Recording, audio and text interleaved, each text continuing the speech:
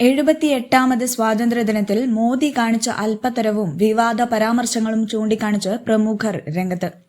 ഏറ്റവും ഒടുവിലായി കപിൽ സിബലാണ് മോദിക്കെതിരെ രൂക്ഷമായ ഭാഷയിൽ പ്രതികരിച്ചുകൊണ്ട് രംഗത്ത് വന്നിട്ടുള്ളത്.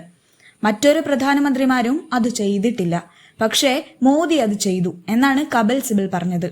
ചെങ്കോട്ടയിലെ സ്വാതന്ത്ര്യദിനാഘോഷത്തിൽ UCCയുമായി ബന്ധപ്പെട്ടിട്ടുള്ള പ്രധാനമന്ത്രി നരേന്ദ്രമോദിയുടെ പ്രസംഗത്തിനെതിരെ കപിൽ സിബൽ. പ്രധാനമന്ത്രി നരേന്ദ്രമോദിക്കെതിരെ കടുത്ത വിമർശനവുമായി രാജ്യസഭാ MP കപിൽ സിബൽ. കഴിഞ്ഞ 10 വർഷമായി പ്രധാനമന്ത്രിയുടെ ഓഫീസിൽ നിന്നുള്ള പ്രസ്താവനകൾ ജനങ്ങളെ ഭിന്നിപ്പിക്കുന്നതാണെന്നാണ് കപിൽ സിബൽ തുറന്നടിച്ചിരിക്കുന്നത്. സ്വാതന്ത്ര്യദിനത്തിൽ മോദി ചെങ്കോട്ടയിൽ നടത്തിയ പ്രസംഗവുമായി ബന്ധപ്പെട്ടിട്ടാണ് സുപ്രീം കോടതി ബാർ അസോസിയേഷൻ പ്രസിഡന്റ് കൂടിയായ കപിൽ സിബലിന്റെ വിമർശനം. കഴിഞ്ഞ 10 വർഷങ്ങളായുള്ള ഇന്ത്യയുടെ ചരിത്രം പരിശോധിച്ചാൽ രാജ്യത്തിന്റെ പരമോന്നത ഓഫീസിൽ നിന്ന്, അതായത് പ്രധാനമന്ത്രിയുടെ ഓഫീസിൽ നിന്ന് വന്ന പ്രസ്താവനകൾ ഭിന്നിപ്പിക്കുന്നതാണ്. രാജ്യത്തിന്റെ ചരിത്രത്തിൽ മറ്റൊരു പ്രധാനമന്ത്രിമാരും ഇത്തരം ഭിന്നിപ്പിക്കുന്ന പ്രസ്താവനകൾ നടത്തിയിട്ടുണ്ടെന്ന് കരുതുന്നില്ല. എന്നാൽ നമ്മുടെ പ്രധാനമന്ത്രി അത് ചെയ്യുന്നു. അദ്ദേഹം മാത്രമല്ല, അദ്ദേഹം ഉൾപ്പെടുന്ന രാഷ്ട്രീയ പാർട്ടികളിലെ അംഗങ്ങളും ഇത്തരം പ്രസ്താവനകൾ നടത്തിയിട്ടുണ്ട്. ഇപ്പോൾ അസമിൽ മുഖ്യമന്ത്രി ലവ് ജിഹാദിനെയും പ്രളയ ജിഹാദിനെയും കുറിച്ചാണ് സംസാരിക്കുന്നത്.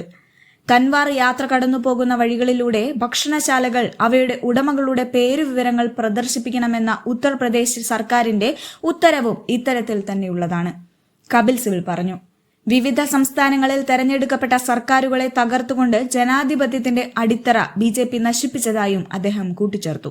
വർഷങ്ങളായി ഇവർ പറയുന്ന തരത്തിലുള്ള കാര്യങ്ങൾ ശരിയല്ല. സിവിൽ കോഡിനെ കുറിച്ച് നമുക്കൊരു ചർച്ച നടത്തണമെന്ന് ഞാൻ കരുതുന്നു. അതിലൊരു ചർച്ച നടത്തുന്നതിൽ കുഴപ്പമില്ല.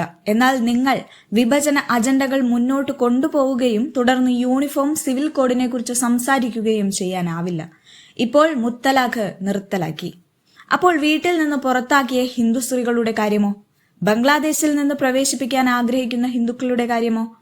അവയെല്ലാം ബംഗാളി ഹിന്ദുക്കളായതിനാലാണ് പ്രവേശനം നിഷേധിച്ചിരിക്കുന്നത്. ഇതാണ് രാഷ്ട്രീയം. നുഴഞ്ഞുകയറ്റത്തെക്കുറിച്ച് സംസാരിക്കുകയാണെങ്കിൽ ഈ രാജ്യത്തെ യഥാർത്ഥ നുഴഞ്ഞുകയറ്റക്കാർ ആരാണ്? അവർ അട്ടിമറികളിലൂടെ തെരഞ്ഞെടുക്കപ്പെട്ട സർക്കാരുകളെ തകർത്ത് അധികാരം കവർന്നവരാണ്. അവർ രാഷ്ട്രീയ സംവിധാനത്തിലേക്ക് നുഴഞ്ഞുകയറി ജനാധിപത്യത്തിന്റെ അടിത്തറ തകർത്തു. കപിൽ സിബൽ കൂട്ടിച്ചേർത്തു.